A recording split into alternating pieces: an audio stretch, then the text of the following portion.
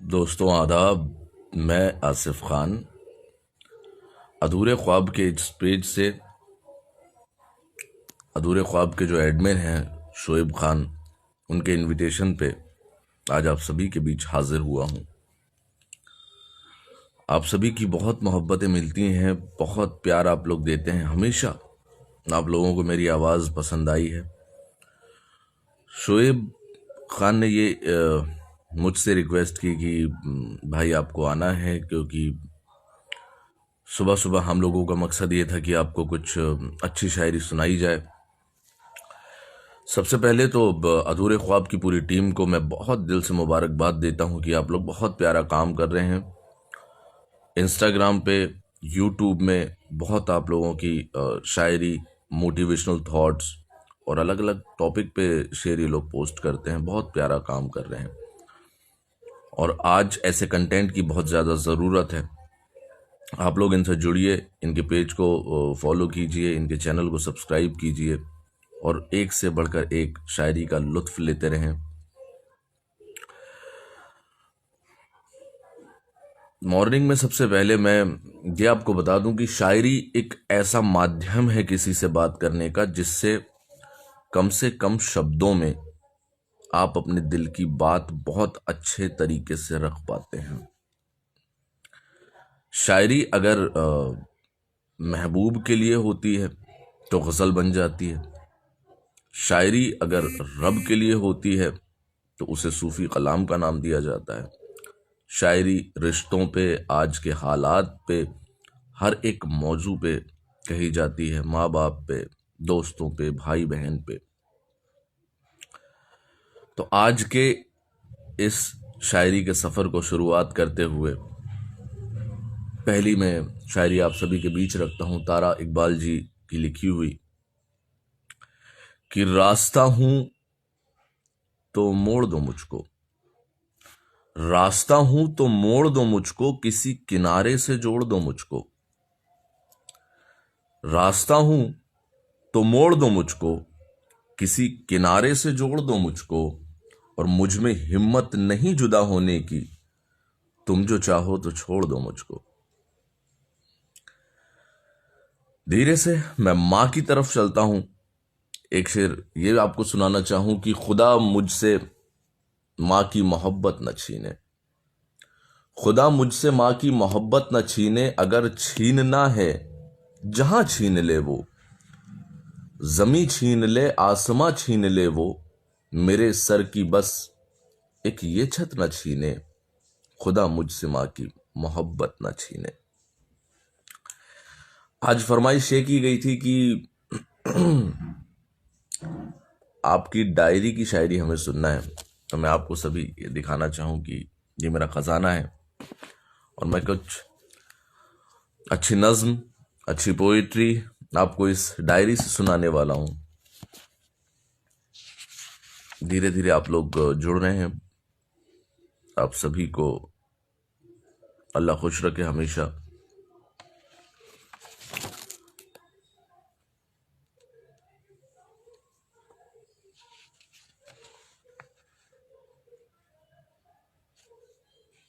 बहुत बहुत शुक्रिया, आपके कमेंट्स भी आ रहे हैं।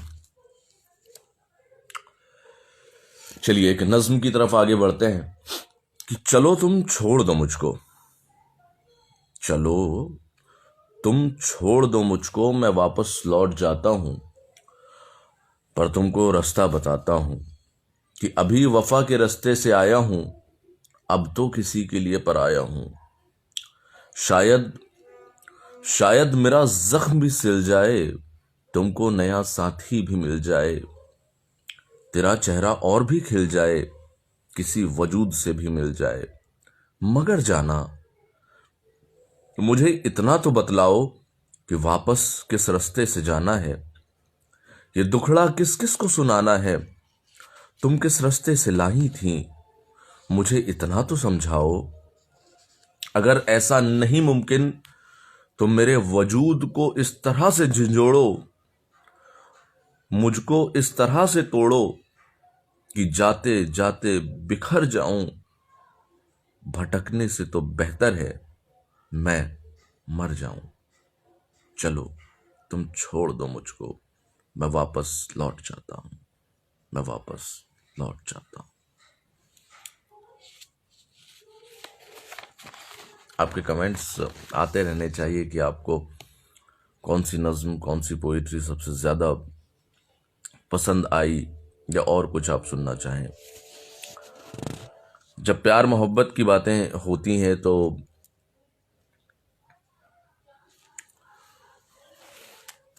एक शख्स दूसरे शख्स को ये कहता है कि वो शख्स मुझे प्यारा है उसे कहना, वो शख्स मुझे प्यारा है उसे कहना, वही जीने का सहारा है उसे कहना, और लोग प्यारे हैं बहुत से मुझको, वो सबसे प्यारा है उसे कहना।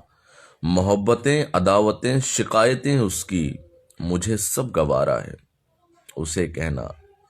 और चाहने वाले और भी हैं लेकिन है सिर्फ इंतज़ार तेरा उसे कहना।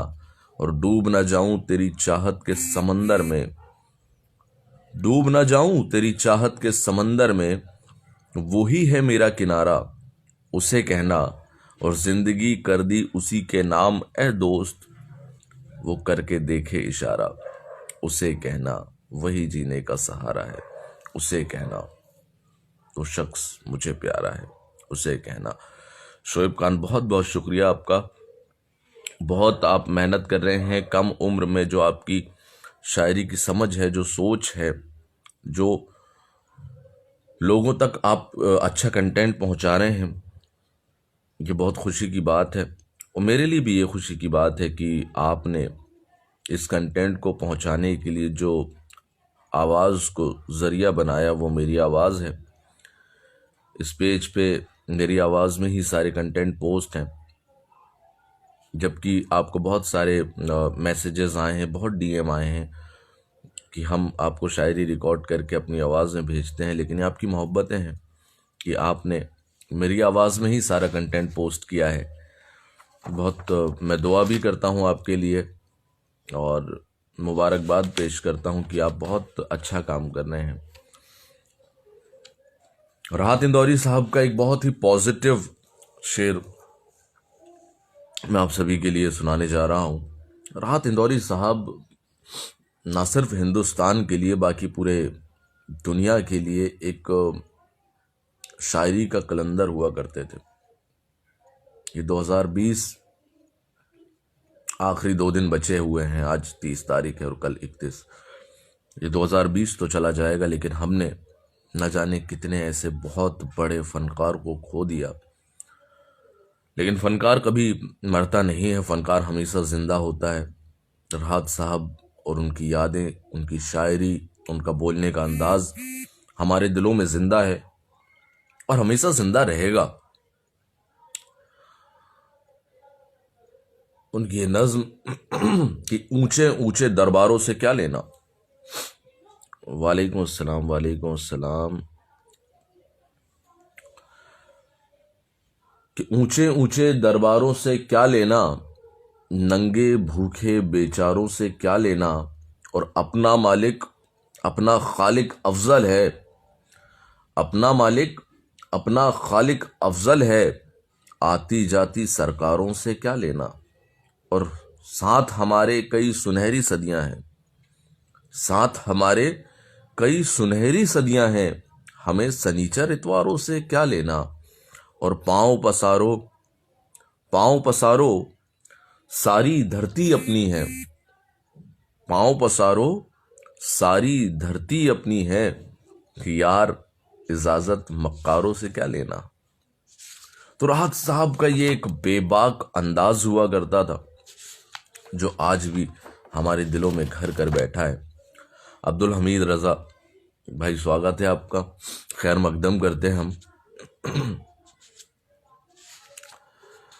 एक हिंदुस्तान के बहुत रूहदार और म्यूजिकल शायर मैं इसलिए कह रहा हूँ कि वो उस्ताद अब्दुल रशीद खान साहब के पोते थे। बहुत म्यूजिकल उनकी पोइट्री थी। हैदर नजमी साहब, जिनसे मेरे मरासिम, मेरे ताल्लुकात ऐसे रहे हैं कि वो मुझे अपना भाई कहते थे और मैं आज उनको बहुत मिस करता हूँ। एक एक हादसे ने उनकी जान ले ली। आज वो इस दुनिया में नहीं है, लेकिन ऐसा कोई दिन नहीं होता है कि उनकी पोइट्री मैं ना पढ़ूं, उनकी शायरी। अल्लाह का शुक्र है कि मुझे बहुत सारी याद है। मैं आज इस लाइव सेशन के माध्यम से उनके लिए दुआ करता हूं कि वो जहां भी हैं अल्लाह उन्हें जन्नत अता करे। और उनकी एक बहुत खूबसूरत नज़्म जो उन्होंने माँ के लिए लिखी है, जो सबसे अजीम तरीन रिश्ता है, इस रिश्ते पे बात करने के पहले या इस रिश्ते के लिए कुछ सुनने से पहले हमें आत्मीय रूप से, हमें रूहानी तौर पे ईमानदार होना पड़ता है, सच्चा होना पड़ता है, हमारी रूह को ताज़ा करना होता है। तब कहीं हम जाके इतने खूबसूरत टॉपिक पे बोल पाते हैं, या कोई लिख पाता है, या हम सुन पाते हैं। माँ से मोहब्बत करने वालों के नाम हैदर नजमी साहब की नज़्म कि मैं चौंक पड़ता हूँ तन्हाई के जजीरों में, मैं चौंक पड़ता हूँ तन्हाई के जजीरों में, कोई सदा है जो मुझको सुनाई देती है। मैं चौंक पड़ता हूँ तन्हाई के जजीरों में, कोई सदा है जो मुझको सुनाई देती है। मैं बादलों को बहुत देर तकता रहता हूँ, मुझे तो उसमें मेरी माँ दिखाई देती है। कि दुख उठाती है, आंसू बहाती है, उम्र भर फर्ज अपना निभाती है। ऐसी होती है माँ, ऐसी होती है माँ। रात भर सर्दियों में ठिठुरती रहे, रात भर सर्दियों में ठिठुरती रहे, धूप में सारा दिन जो सुलगती रहे, बारिशों में जो भीगे तो हंसती रहे, हर घड़ी अपनी ममता लुटाती है, हाल पूछो तो बस मुस्कुराती है। ऐसी होती है माँ, ऐसी होती है माँ। घर में दाना ना हो, ये गरीबों के घर के हालात होते हैं कि घर में दाना ना हो, चूल्हा ठंडा रहे, घर में दाना ना हो, चूल्हा ठंडा रहे, भूख से भाई बहनों से लड़ता रहे। घर में दाना ना हो, चूल्हा ठंडा रहे, भूख से भाई बहनों से लड़ता रहे, उस पे मेहमान कोई आए तो ठहरा रहे।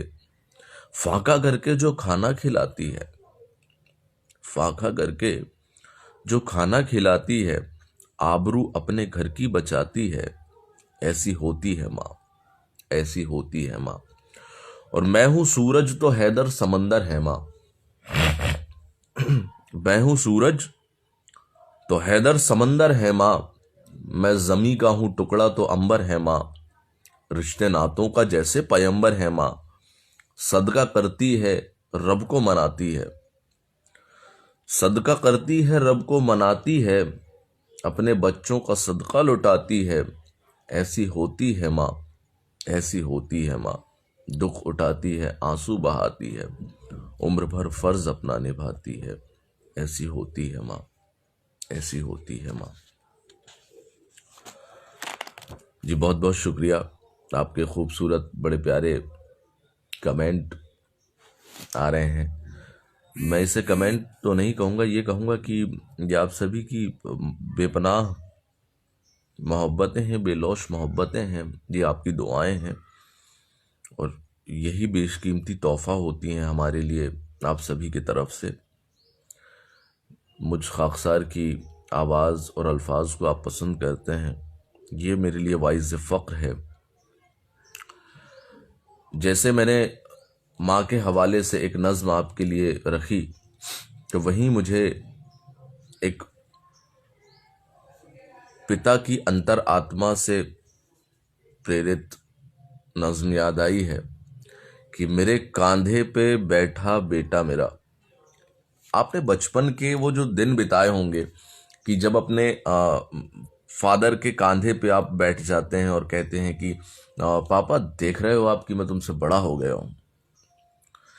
एक बार बचपन के उस दौर में वापस जाइए मेरे दोस्त, और इमेजिन कीजिए वो सारी चीजें, और लुत्फ उठाइए ये नज्म का कि मेरे कांधे पे बैठा बेटा मेरा, जब मेरे कांधे पे खड़ा हो गया तो मुझसे ही कहने लगा, देखो पापा मैं तुमसे बड़ा हो गया। मेरे कांधे पे बैठा बेटा मेरा, जब मेरे कांधे पे खड़ा हो गया तो मुझसे ही कहने लगा, देखो पापा, मैं तुमसे बड़ा हो गया। तो मैंने कहा, बेटा, इस खूबसूरत गलत फहमी से भले ही जकड़े रहना, मगर मेरा हाथ पकड़े रहना। जिस दिन ये हाथ छूट जाएगा बेटा, तेरा रंगीन सपना भी टूट जाएगा। दुनिया वास्तव में उतनी हसीन नहीं है, देख तेरे पांव तले अभी जमीन नहीं है। मैं तो बाप हूं बेटा, फिर भी खुश हो जाऊंगा, मगर जिस दिन तू वास्तव में मुझसे बड़ा हो जाएगा, मगर मेरे बेटे कांधे पे नहीं, जिस दिन तू जमीन पे खड़ा हो जाएगा, ये बाप अपना सब कुछ तुझे दे जाएगा और तेरे कांधे पे इस दुनिया से रुखसत हो जाएगा। ये एक पिता की अंतरात्मा की आवाज है। पिता कभी बच्चों के सामने आके रोता नहीं है, लेकिन एक दर्द का समंदर, एक दर्द का पहाड़ उसके अंदर चलता है और वो सोचता क्या है अपने बच्चों के लिए। इस नज्म से मैंने आप सभी के बीच में रख दी। आप अपने माँ बाप से बेपनाह मोहब्बत करें। बहुत तकलीफ होती है आज के ये जो दौर आया है कि लड़के लड़कियां जो बच्चे हैं माँ बाप से झूठ बोल के बाहर निकल जाते हैं। बड़े शहरों में आते तो पढ़ाई के लिए हैं, लेकिन वो पढ़ाई नहीं करते हैं, बाकी सब कुछ करते हैं। तो मेरे प्यारे दोस्तों, सिर्फ एक विनती ये करना चाहूँगा, मैं आपसे एक गुजारिश करना चाहूँगा कि माँ बाप से कीमती रिश्ता ना तो कोई हुआ है ना कभी कोई होगा। माँ बाप की कद्र करें, उनकी दुआएं लें। अगर दुनिया में ही जन्नत देखना चाहते हैं तो माँ बाप की खिदमत करें।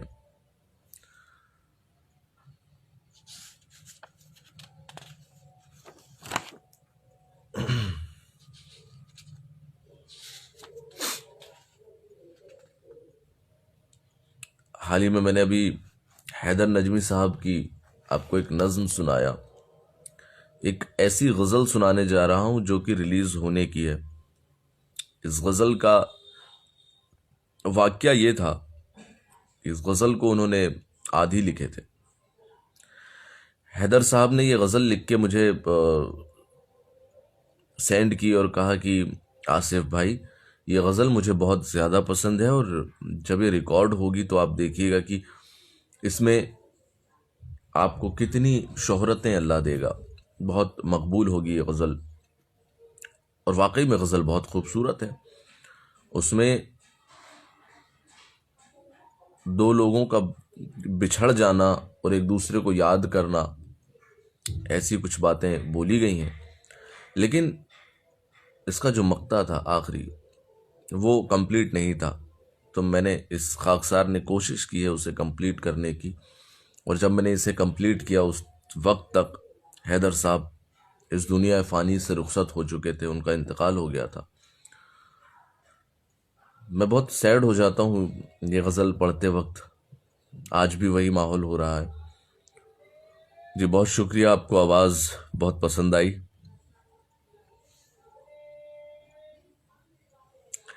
गज़ल कुछ इस तरह है कि हाथ मिले तो दिल भी मिला दे या अल्लाह। हाथ मिले तो दिल भी मिला दे या अल्लाह, आंगन की दीवार गिरा दे या अल्लाह। हाथ मिले तो दिल भी मिला दे या अल्लाह, आंगन की दीवार गिरा दे या अल्लाह। और तेरी कुदरत में तो सब कुछ मुमकिन है, तेरी कुदरत में तो सब कुछ मुमकिन है। सहरा में तू फूल खिला दे या अल्लाह। और बूढ़ी आंखें कब तक रास्ता देखेंगी, बूढ़ी आंखें कब तक रास्ता देखेंगी, अब तो बिछड़े यार मिला दे या अल्लाह। और ये आखिरी शेर है जो मुझसे अल्लाह ने करा दिया कि जिंदा है अब भी हैदर सबके दिल में, जिंदा है अब भी हैदर सबके दिल में, उसको खुशबू सा महका दे या अल्लाह। हाथ मिले तो दिल भी मिला दे या अल्लाह, आंगन की दीवार गिरा दे या अल्लाह।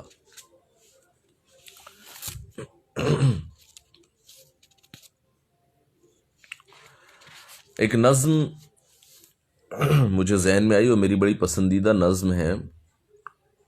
हिंदुस्तान में आज जितने लिरिसिस्ट हैं उसमें सबसे बेहतरीन काम कर रहे हैं मनोज मुंतशिर जी, जिनके बहुत सारे आपने गाने सुने हैं। तेरी गलियां, तेरी मिट्टी में मिल जावा, वजह तुम, बहुत बहुत सारे उनके गाने फिल्मों में आए हैं। उन्होंने एक नज्म ऐसी लिखी कि दो प्यार करने वाले मर चुके हैं और वो एक दूसरे की लाश पड़ी हुई है सामने, और वो याद कर रहे हैं अपनी पुरानी बातें। और वो नज्म होती है कि दो ही किरदार थे कहानी में, एक मैं और एक तुम जाना। दो ही किरदार थे कहानी में, एक मैं और एक तुम जाना। देख लो छू के मर गए दोनों, जिस्म दोनों के सर्द है जाना। कोई कितना भी प्यारा हो लेकिन लाश घर में नहीं सजाते हैं। आओ एक दूसरे को हम दोनों कब्र तक जाके छोड़ आते हैं। जो हुआ है नया नहीं है वो, वक्त को अपना काम करना था। इश्क को हिचकियां तो आनी थीं, प्यार को एक दिन तो मरना था।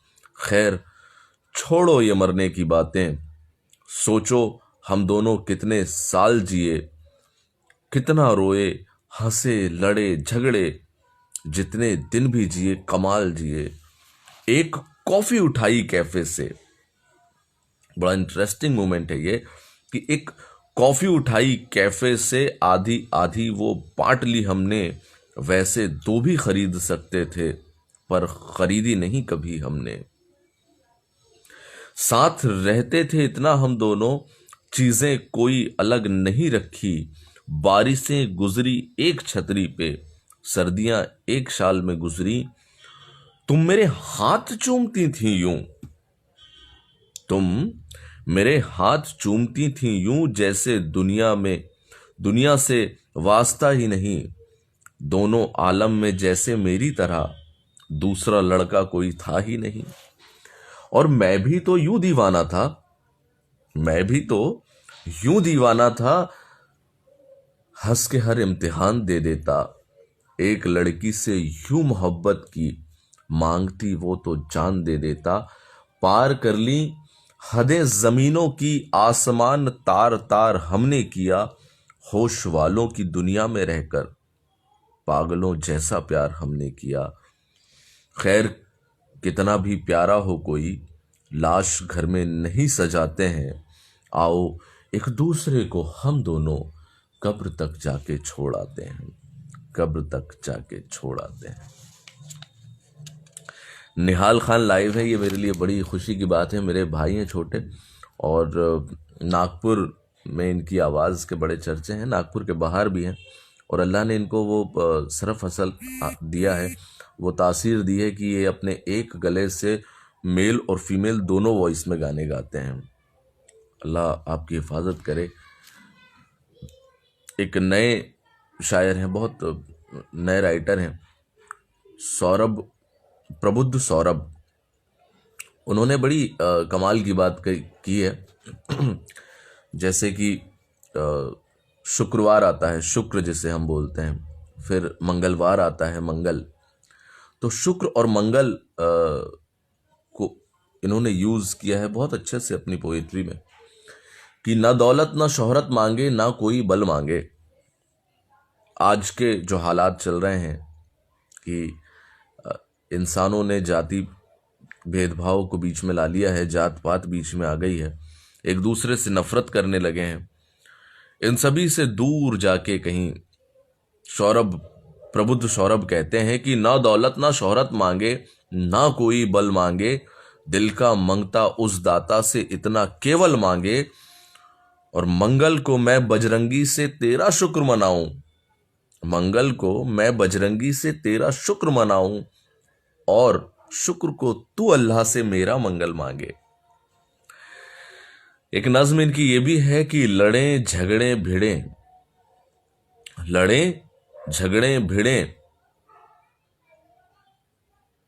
उस्ताद गुलाम अली खान साहब की कोई गज़ल हो जाए। भाई मेरी इतनी औकात नहीं है कि खान साहब की मैं गज़ल गा भी पाऊँ। खान साहब बहुत अजीम तरीन शख्सियत हैं, बहुत बहुत बड़ी शख्सियत हैं, उनको पढ़ पाना बहुत बहुत मुश्किल है। ये मेरी किस्मत है कि उनसे मैं मिल पाया हूँ, उनके साथ मैंने इवेंट किया है, उनके साथ इवेंट में रहा हूँ, ये अल्लाह ने मुझे अता कर दिया। आज के खैर हालात पे मैं आपको एक नज़्म सुनाने जा रहा था कि लड़ें झगड़ें भिड़ें, काटें कटें शमशीर हो जाएं। लड़ें झगड़ें भिड़ें, काटें कटें शमशीर हो जाएं। बटें बाटें चुभें, एक दूसरे को तीर हो जाएं। मुसलसल कत्लो गारत की नई तस्वीर हो जाएं। सियासत चाहती है हम और तुम कश्मीर हो जाएं। सियासत चाहती है नफरतों के बीज हो जाएं। सियासत चाहती है नफरतों के बीज हो जाएं कि हिंदी और उर्दू किस तरह तकसीम हो जाएं। सियासत जानती है किस तरह हम पर करें काबू, वो इंसान मार दे कर दे तुम्हें मुस्लिम मुझे हिंदू। जरा ठंडे जहन से मुद्दा ये सोचने का है, तेरी मेरी लड़ाई में मुनाफा तीसरे का है। सियासत की बड़ी लाठी से मारी चोट है हम तुम, न तुम मुस्लिम न मैं हिंदू, महज एक वोट है हम तुम। तो आखिर क्यों हम उनका हासिले तदबीर हो जाएं। सियासत चाहती है हम और तुम कश्मीर हो जाएं। क्या बात है, बहुत खूब। अब तो मार ही डालोगे। नहीं, ये मोहब्बत से कायल करने का काम मैं करता हूँ। किसी को मारना या किसी से नफरत ये मेरी फितरत में नहीं है। बस अल्लाह ने आवाज़ में थोड़ी सी तासीर दी है, जो आप सब अपनी मोहब्बतों से उसे और बुलंद बना देते हैं और यादगार बना देते हैं। जितने भी लोग यहाँ पे लाइव हैं, मैं सभी का शुक्रिया अदा करता हूँ और एक बार फिर अधूरे ख्वाब इस पेज को और इसकी पूरी टीम को मुबारकबाद पेश करता हूँ। और इसके बाद इन लोगों का ये भी है कि कुछ और फनकार को ये लाइव लेके आएँ और इंशाल्लाह उस काम को भी ये धीरे धीरे अंजाम देंगे। इसके बाद मैं सरफराज मुकद्दम साहब, मेरे बड़े अजीज़ मेरे भाई हैं, मेरे दोस्त हैं और साउथ अफ्रीका से बिलोंग करते हैं, ये बहुत बड़े ऑर्गेनाइज़र भी हैं। उनकी लिखी एक गज़ल मैं सुनाता हूँ कि जिस घड़ी मोहब्बत में शिद्दतें उतरती हैं।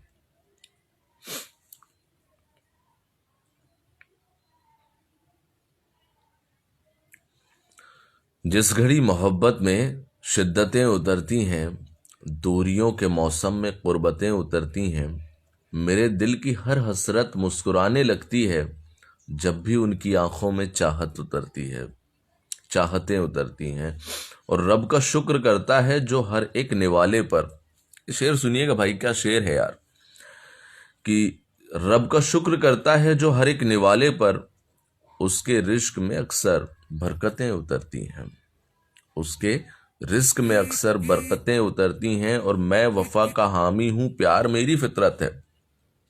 मैं वफा का हामी हूँ, प्यार मेरी फितरत है, फिर भी मेरे दामन में नफरतें उतरती हैं।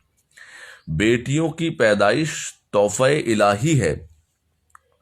यह मैं ज़माने के उन लोगों को बताना चाहता हूँ जो बेटी के पैदा होने पे गमगीन हो जाते हैं, रंज मनाते हैं, नाखुश हुआ करते हैं।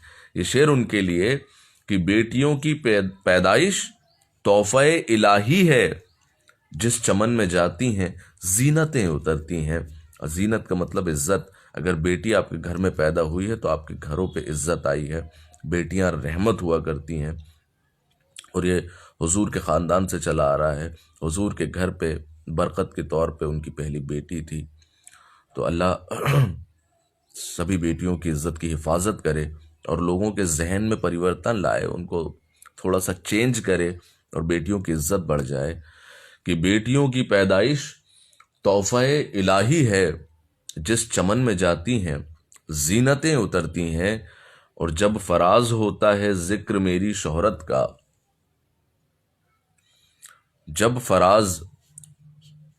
जब फराज होता है जिक्र मेरी शोहरत का, दोस्तों के लहजे में हैरतें उतरती हैं।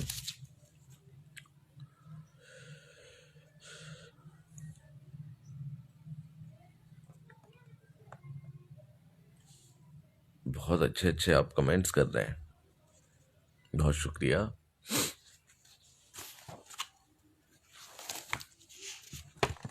सुनाने को यार बहुत कुछ है, लेकिन 2 दिन से थोड़ा सा मुझे हल्की सी सर्दी हुई थी, तो आवाज में भी थोड़ा प्रॉब्लम है मुझे।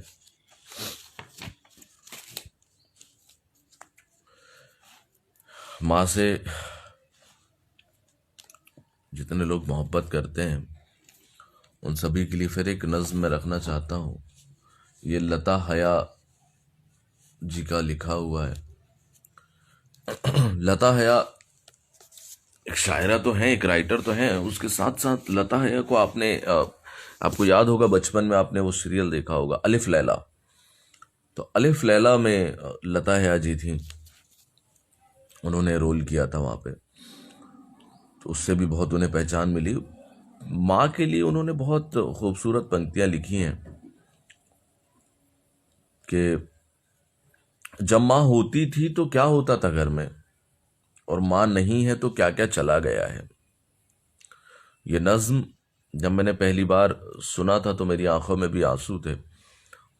आप सभी को ये बात की मालूमात होगी कि हम मदर्स डे के दिन एक इवेंट किया करते हैं जिसका टाइटल होता है ऐसी होती है माँ, जिसपे हमने काफ़ी बड़े बड़े शायर को भी इनवाइट किया है, नागपुर के काफ़ी सिंगर्स को इनवाइट किया है। उसमें हम लोग कोशिश ये कर रहे थे कि लता हया जी भी एक बार आएं, लेकिन उस वक्त वो कहीं बिजी थी, तो दूसरे कोई और शायर आए थे। उसमें मुनव्वर राना साहब भी आए हैं, हैदर नज़मी साहब भी आए थे। तो मैंने ये नज़्म उनकी जब पढ़ी तब मैं सोचा कि नहीं, इन्हें इनवाइट करना चाहिए। और हालात अभी जो दौर चल रहा है, ये तो ऐसा नहीं है कि हम लोग पब्लिक इवेंट करें, लेकिन हालात जैसे ही अच्छे होते हैं, तो मैं आसिफ खान तमन्ना इवेंट्स एंड एंटरटेनमेंट की जानिब से आप सभी को वादा करता हूँ कि जिस तरह हम लोगों के शोज़ चलते रहते थे वैसे चलेंगे, और अच्छा अच्छा म्यूज़िक आपको सुनने को मिलेगा। फ़िलहाल मैं ये नज़्म की तरफ बढ़ता हूँ, और मुझे ऐसा लगता है कि मेरे जाने का वक्त भी तकरीबन करीब आ चुका है, आधा घंटे के ऊपर हो चुका है। तो मैं ये नज़्म सुना के आप सभी से विदा चाहूँगा कि वो जिद वो शरारत वो लड़कपन चला गया। कि माँ होती थी घर में तो क्या होता था, और माँ नहीं है तो क्या नहीं है। एक शायर ने अपनी दिल की बात को ऐसे निकाल के रख दिया यार, कलेजा निकाल के रख दिया है कि वो जिद वो शरारत वो लड़कपन चला गया, माँ जब चली गई मेरा बचपन चला गया। वो जिद वो शरारत वो लड़कपन चला गया, माँ जब चली गई मेरा बचपन चला गया। वो लाड़ वो दुलार वो थप्पड़ वो झिझकियां, वो लाड़ वो दुलार वो थप्पड़ वो झिझकियां, मैं जिससे माला माल थी वो धन चला गया। जन्नत थी जिसके पांव के नीचे वो खो गए, जन्नत थी जिसके पांव के नीचे वो खो गए, यानी सवाब पाने का साधन चला गया। और रिश्तों के आसमान से बादल भी छट गए, रिश्तों के आसमान से बादल भी छट गए, तपती जमीन रह गई सावन चला गया। और बुलबुल इधर खड़ी है उधर गुल पड़े हुए, कितना नाजुक अंदाज है देखिएगा कि बुलबुल इधर खड़ी है उधर गुल पड़े हुए, रहते थे जिसमें साथ वो गुलशन चला गया। और इतना बड़ा जहान है घर भी है छत भी है, इतना बड़ा जहान है घर भी है छत भी है, मैं जिसमें खेलती थी वो आंगन चला गया। इतना बड़ा जहान है घर भी है छत भी है, मैं जिसमें खेलती थी वो आंगन चला गया। कि माँ की गोद की बात की जा रही है। सब कुछ वहीं का है वहीं, बस माँ नहीं कहीं। सब कुछ वहीं का है वहीं, बस माँ नहीं कहीं। यादों के सांप रह गए चंदन चला गया। और झेले हैं कितने हादसे हंसकर, पर क्या कहूं। झेले हैं कितने हादसे हंसकर, पर क्या करूं। ये गम तो जैसे चीर के तनमन चला गया, और यूं तो कई है आईने सजने के वास्ते। यूं तो कई है आईने सजने के वास्ते, जिसमें हया दिखे वही दर्पण चला गया। मैं जिससे खेलती थी वो आंगन चला गया। माँ की ममता के नाम ये दिल से निकली हुई नज्म मैंने आपको सुनाई लता हया जी की। और इसके बाद मैं आप सभी से विदा चाहता हूँ, और ये गुजारिश करना चाहूँगा कि ऐसे हालात में आप लोग एक दूसरे से मोहब्बतें बनाए रखें, किसी से कोई शिकवे शिकायतें ना हो। ऐसा भी हमने देखा है कि कई महीनों से हमने किसी का कॉल नहीं उठाया है कि यार उसने हमारे साथ गलत किया था, ऐसा था वैसा था ये वो, और अचानक खबर मिलती कि वो दुनिया इस शख्स वो शख्स इस दुनिया से चला गया है, और हमारे पास सिर्फ पछतावा के अलावा कुछ नहीं होता है। तो मेरे भाई, आप सभी से यही बात कहूँगा कि ये शिकवे शिकायतें छोड़िए। कुछ वक्त आप इस दुनिया में बिताने के लिए आए हैं। एक एवरेज लाइफ देखा जाए तो 60 साल। तो इस दुनिया में मोहब्बत से रहिए, एक दूसरे से प्यार से बातें करें, एक दूसरे के काम आए। ये ना सोचें कि आज आपके पास 100 रुपए हैं तो आप अकेले उसका यूज़ कर लें। आप 50-50 रुपए अगर दो लोग मिलके यूज़ करेंगे तो यकीन जानिए कि आपको खुशी ज़्यादा होगी। और पैसे की बात भी अलग रही, एक दूसरे का हाथ पकड़ के उससे अगर आप आगे 2 कदम चलाते हैं तो उससे दिल को जो सुकून मिलेगा उसकी कीमत कोई लगा भी नहीं सकता है। तो एक दूसरे का ख्याल रखें, आपस में मोहब्बत बांटें। आज मेरे बोलने में अगर कोई बात आपको बुरी लग गई हो, कोई कमी रह गई हो, तो मैं आप सभी से दिल से माफ़ी चाहता हूँ।